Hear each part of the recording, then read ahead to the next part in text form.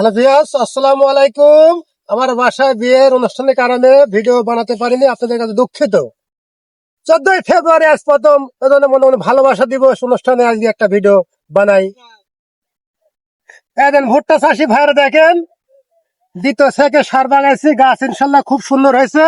আর একটা সেক খাইলেই কান চলে আসবি, কিন্তু আলের চার সাইড দিয়ে আলো বাতাসের কারণে গাছগুলা ভালো হয়েছে। মাঝখানে একটু ড্যাম আছে, এই সেকে সারি যাবে ইনশাল্লাহ।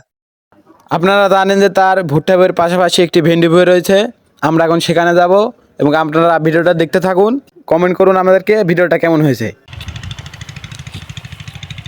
এই ভেন্ডির আগাছা পরিষ্কার করছি।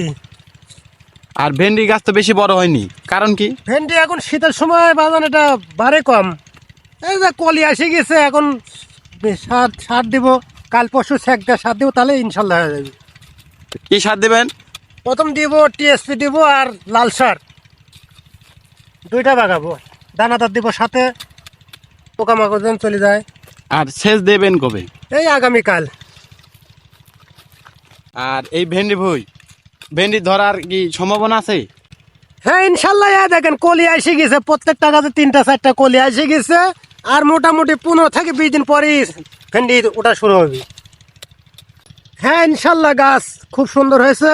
এতে এখন আমার মনে খুব আনন্দ উল্লাস করতেছি।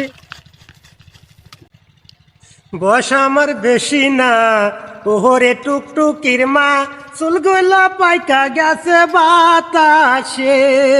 ওরে বয়স আমার বেশি না, ওহরে টুকটুকির মা, চুলগুলা পাইকা গেছে বাতাসে। আনন্দ ঘটনা হচ্ছে, গেল বছর ভেন্ডির দাম পাইনি, তো এই সবার মুখে মুখে রব যে ভেন্ডির দাম হবে। গাছে ইনশাল্লাহ খুব সুন্দর বানাইছি, তোর ভেন্ডির দাম হয় আরো খুশি লাগবে আমার।